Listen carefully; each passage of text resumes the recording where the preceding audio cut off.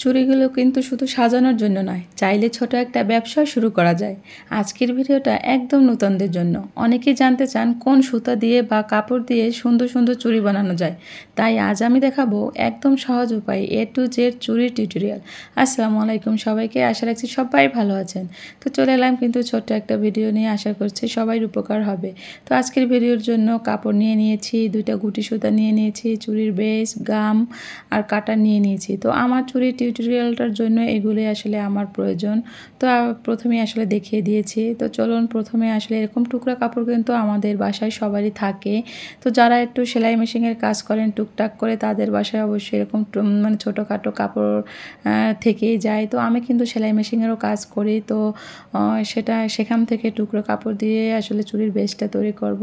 তো মোটা চুড়িটার জন্য আসলে আমি কাপড় ব্যবহার করব, আর চিকন চুড়িগুলোর জন্য আমি গুটি সুতা ইউজ করব। তো সবাই আসলে অনেকেই আসলে জানতে চান যে কোনটা দিয়ে শুরু করলে আসলে কাজটা সহজ হবে। তাই আজকের ভিডিওটা কিন্তু একদম নতুনদের জন্য, যারা একেবারে কম মানে সময়ে আর মানে সহজ উপায়ে শিখতে চান, তারা কিন্তু এই ভিডিওটা একদম স্কিপ করবেন না। তো ভিডিও শুরুতে কিন্তু লাইক দিতে ভুলবেন না। আর যদি ভিডিওর কোনো অংশ ভালো লেগে থাকে, তারা কিন্তু চ্যানেলটাকে অবশ্যই সাবস্ক্রাইব করে আমার ভিডিওর সাথে থেকে যাবেন। কারণ নতুন নতুন ভিডিও পাওয়ার জন্য কিন্তু আপনাকে আমার চ্যানেলের সাথেই থাকতে হবে। এই তো দেখুন, আমি কিন্তু খুব সুন্দরভাবে কাপড়টাকে আসলে টান টান করে ধরে রাখছি আর আঙুল দিয়ে চেপে রাখছি। ঠিক সেম প্রসেসে যদি আপনারাও আসলে কাপড়টাকে খুব সুন্দরভাবে মানে সেট আপ করে নিতে পারেন, তাহলে কিন্তু চুড়ির বেজের ফিনিশিংটা খুবই সুন্দর আসবে। এই তো দেখুন, আর লাস্টের দিক থেকে একটু সতর্কতা আসলে অবলম্বন করা উচিত, কারণ কাজের ফিনিশিংটা যদি না ভালো আসে, তাহলে কিন্তু চুড়িটা দেখতে ভালো লাগবে না, সে আপনি যতই কাজ করুন চুড়ির উপরে।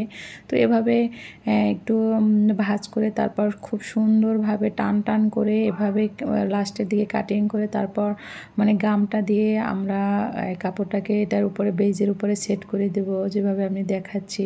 আপনারা একটু চাইলে মনোযোগ দিয়ে দেখলে কিন্তু চুড়ির বেজে কাপড় কিভাবে লাগায় আর কত সহজভাবে আসলে লাগায়, সেটা কিন্তু আপনারা শিখতে পারবেন। আর একটু বেশি পরিমাণ গাম দিবেন। এখানে কিন্তু গামটা সাদা সাদা দেখা যাচ্ছে, কিন্তু শুকিয়ে গেলে কিন্তু দেখা যাবে না। তো আমার মোটা চুড়ির কিন্তু কাপড় লাগানো শেষ, এবার হচ্ছে গুটি সুতা লাগানোর পালা। আসলে আপনারা অনেকেই প্রথম দিক থেকে আসলে সিল্কের সুতা ব্যবহার করতে গেলে কিন্তু অনেক ঝামেলা পোহাতে হয়, কারণ সিল্কের সুতাটা এমন, একটার গায়ের উপরে একটা কখন উঠে যায় আসলে টেরই পাওয়া যায় না। তো আমি কিন্তু আজকে মানে 5টা সুতা নিয়ে নিয়েছি, সাদা, আর 5টা সুতা নিয়ে নিয়েছি মানে কমলা কালার। তো দুইটায় আমি 10 পিস নিয়েছি। এভাবে টান টান করে খুবই সমানভাবে দেখুন, এভাবে মানে টান টান করে আর সমান করেই কিন্তু নিতে হবে, তা না হলে কিন্তু আপনার চুড়ির যে ডিজাইনটা করবেন ওটা কিন্তু একদম ভালো আসবে না। আর বেজের সাথে একটু গাম এভাবে দিয়ে তারপর সুতাটাকে এভাবে করে খুব সুন্দরভাবে কিন্তু লম্বালম্বিভাবে সমানভাবে করে নিতে হবে, তা না হলে একদম ফিনিশিং ভালো আসবে না। একটু মনোযোগ দিয়ে দেখুন, আর আঙুল দিয়ে এভাবে চেপে দিতে হবে, তা না হলে গায়ে গায়ে লেগে থাকবে না। সুতোটা যত গায়ে গায়ে লেগে থাকবে, কিন্তু একটার উপরে একটা কিন্তু উঠে যাওয়া যাবে না, কিন্তু গায়ে গায়ে লাগিয়ে দিতে হবে, তা না হলে মানে ডিজাইনটা সুন্দর লাগবে না। এই তো দেখুন, আমি কিন্তু আঙুল দিয়ে নখ দিয়ে আবার চেপে চেপে দিচ্ছি।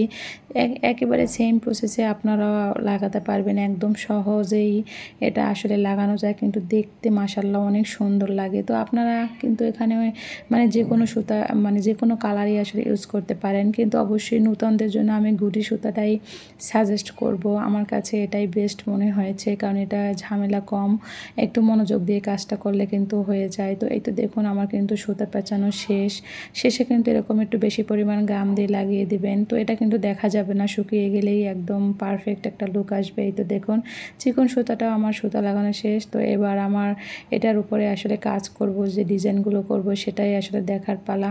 আসলে আপনারা যে যার মতো ডিজাইনটা করে নিতে পারেন, আমি তো যেভাবে করেছি সেটা আপনারা দেখতে পারবেন আশা করি। আসলে কি আমরা চাইলেই কিন্তু ঘরে বসেই এখন অনেক কিছু করতে পারি। এই চুড়িগুলো কিন্তু শুধু নিজেকে সাজাবো বা ঘরের ড্রেসিং টেবিলকে সাজাবো তার জন্য কিন্তু নয়, চাইলে কিন্তু ছোটোখাটো একটা বিজনেসও করা যায়। বিশেষ করে যেসব নারীরা বা যেসব আপুমণিরা ঘরের কাজের পাশাপাশি আসলে কিছু করতে চান, তাদের জন্য কিন্তু এটা একটা দারুণ সুযোগ। আমি বলবো না যে চুরির ব্যবসাটাই আসলে আপনারা করেন, চাইলে আপনারা অনেক কিছুই করতে পারেন, কিন্তু আমার কাছে এটা বেশ ভালো লেগেছে। তো অল্প কিছু উপকরণ আর একটু সময়, তার সাথে মনোযোগ, এই তিনটে থাকলেই কিন্তু ঘরে বসেই আসলে ইনকাম সম্ভব। তো আজ আমি কিন্তু যে চুড়িটা আসলে দেখিয়েছি বা দেখাচ্ছি বানানো, সহজেই কিন্তু নূতনরাও চাইলেই বানাতে পারবেন একদম কম খরচে, দেখতে এত সুন্দর, যেটা আপনি বিক্রিও করতে পারবেন। তো সবচেয়ে ভালো দিক হলো এটা করতে কিন্তু বড় কোনো যন্ত্রপাতি লাগে না। একটা টেবিল আর একটু সৃজনশীল মন থাকলে কিন্তু আপনিই করতে পারবেন।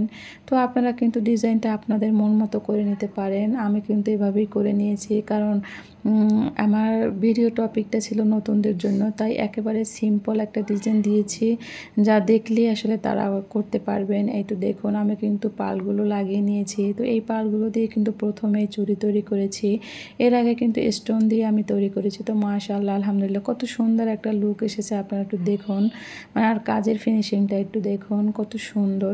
তো যারা একটু কালারফুল আসলে পছন্দ করেন, তারা কিন্তু এরকম চুড়ি বানিয়ে নিতে পারেন। তো এই তো দেখুন, এটা আমি অফ ক্যামেরায় করে নিয়েছি। তো এটা জরি সুতা দিয়ে ডিজাইনটা করেছি, আর এটা পাল দিয়ে ডিজাইনটা করেছি। চাইলে আপনারা সাদা সিধেও রাখতে পারেন, সেটা তো আসলে খুব সুন্দর লুক আসবে।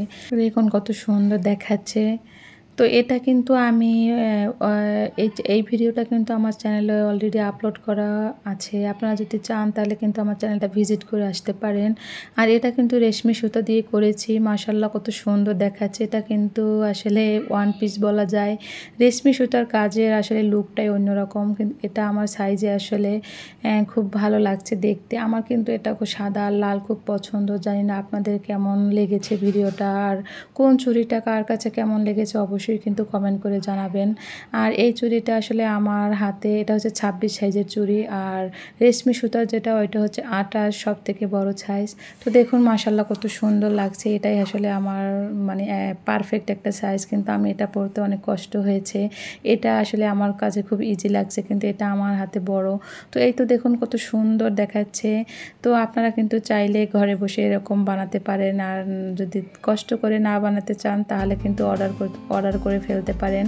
আমার প্রিয় আপুরা আমাকে অনেক সাপোর্ট করে, তারা যদি আমার ভিডিওটা দেখে মানে অর্ডার করে, তাদের জন্য কিন্তু একটার সাথে একটা গিফট পাবেন ইনশাল্লাহ। আপনারা চাইলে অর্ডার করতে পারেন। তো আজকের ভিডিওটা এখন পর্যন্ত যারা একটা লাইক দিননি ভিডিওতে, প্লিজ একটা লাইক দিয়ে ভিডিওটা কন্টিনিউ করুন। ধন্যবাদ সবাইকে। আল্লাহ হাফেজ, আসসালামু আলাইকুম।